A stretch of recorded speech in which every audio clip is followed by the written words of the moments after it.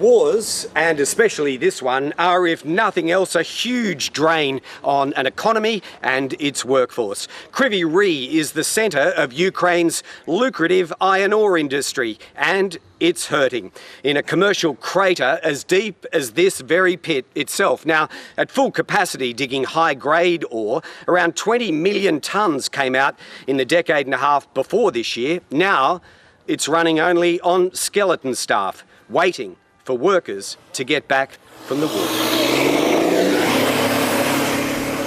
Down deeper into the red, the open-cut search for high-value iron ores never stopped completely. The only time it did was on the 24th of February, when Vladimir Putin's forces stormed in. Bore rig operator Alexander kept going. Выживаем. We survive because we have no other choice. You have to live and work here. How can we leave? Our houses are here. I grew up here. Страна наша здесь.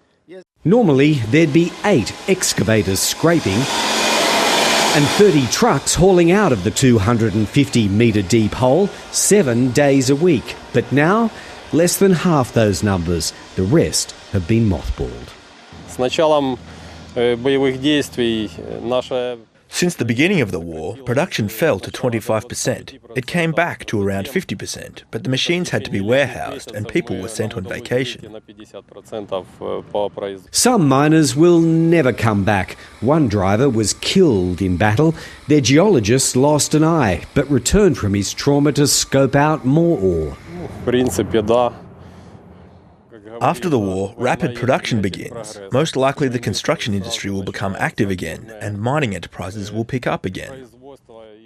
Во всех направлениях, так сказать.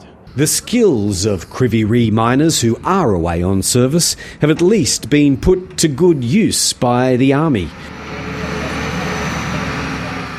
Many took to excavators at the front line, digging trenches there for the protection of fellow Ukrainian fighters. At least this company's been able to keep some production going because most of its customers are to the west and north in Europe, able to be supplied by train rather than what through were heavily blockaded Russian-controlled shipping ports in the south. Now, it's poised for a post-war boom.